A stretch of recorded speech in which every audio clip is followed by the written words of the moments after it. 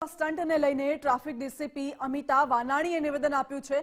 Luxurious car સાથે નબીરાઓના video બાદ police એક્શનમાં આવી અને સમગ્ર ઘટનાની તપાસ જહાંગીરપુરા પોલીસ કરી રહી છે। વિદ્યાર્થીઓના સ્ટન્ટ માતા-પિતા માટે ચેતવણીરૂપ કિસ્સો છે।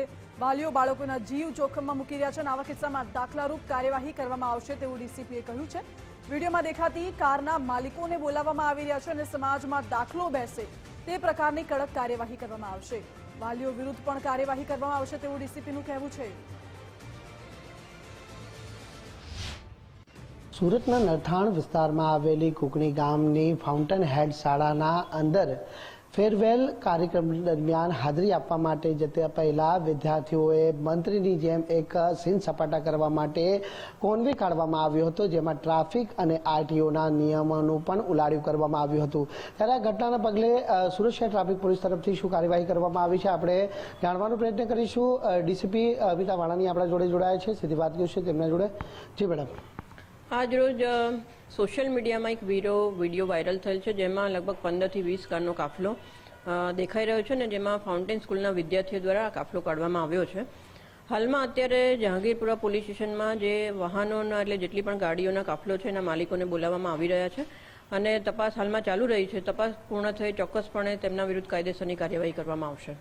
મેડમ, કેટલી ગંભીર બાબત કહી શકાય, કારણ કે સોશિયલ મીડિયાનું ગેલું લાગ્યું છે ને એક તરફ સોશિયલ મીડિયામાં ફેમસ થવા માટે આ પ્રકારના નબીરાઓ છે તે રીલ બનાવવા માટેનો પ્રયત્ન કરી અને લોકોના જીવ જોખમમાં મૂકે છે। ખરેખર આ ખૂબ જ ગંભીર કિસ્સાની સાથે સાથે ચેતવણીરૂપ કિસ્સો એ દરેક મા બાપ માટે એટલા માટે છે કે હાલમાં સોશિયલ મીડિયાના માધ્યમથી ટીનેજરો એ અલગ અલગ વિષયો પર પોતાની રીલ બનાવીને પ્રભુત્વ જમાવવાનો પ્રયત્ન કરતા હોય છે। આવા વાલીઓને ચોક્કસપણે હું અપીલની સાથે સાથે ચેતવણી પણ આપીશ કે જ્યારે પણ આવા કોઈ પણ બનાવો બને તો એમાં સગીર વિદ્યાર્થીઓની સાથે સાથે એમના વાલીઓ પણ એટલા જ જવાબદાર છે અને વાલીઓ જે પોતાના બાળકોના જીવની ચિંતા કરવાની બદલે આવા ગંભીર કિસ્સાઓ જ્યારે પણ સુરત શહેર પોલીસ સમક્ષ આવતા હોય છે ત્યારે એમાં કાયદેસરની કાર્યવાહી ચોક્કસપણે કરવામાં આવતી હતી અને આ કિસ્સામાં પણ ચોક્કસપણે તપાસ પૂર્ણ થઈ કાયદેસરની કાર્યવાહી કરવામાં આવશે।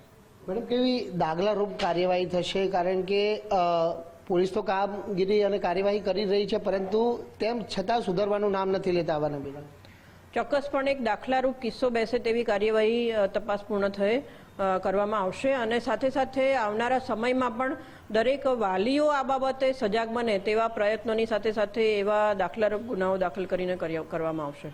મેડમ, જે કાર છે એ કારની અંદર વિદ્યાર્થીઓ પણ આ કાર ચલાવી રહ્યા હતા, તો લાયસન્સ અંગેની ખાતરી કરવામાં આવશે? ચોક્કસપણે અત્યારે જહાંગીરપુરા પોલીસ સ્ટેશન દ્વારા સમગ્ર વિડીયો જે છે એની તપાસ કરી અને હાલમાં વાહનોના માલિકોને બોલાવવાની સાથે સાથે એની તપાસ પણ ચાલી રહી છે। જેવું તપાસના અંતે જે પણ વિગતો સામે આવશે તે એ પ્રમાણે કાર્યવાહી કરવામાં આવશે। આ હતા સુરત શહેર ટ્રાફિક ડીસીપી અમિતા વાણાણી, જેમનું કહેવું છે કે હાલ વાયરલ વિડીયોના આધારે જહાંગીરપુરા પોલીસ તરફથી હાલ તપાસ શરૂ કરી દેવામાં આવી છે અને એક દાખલારૂપ કાર્યવાહી થાય તે દિશામાં પણ પોલીસ છે તે હાલ કટિબદ્ધ છે। કેમેરામેન અજય કુમાર સાથે રાકેશ બ્રહ્મભટ્ટ, ગુજરાત ફર્સ્ટ, સુરત।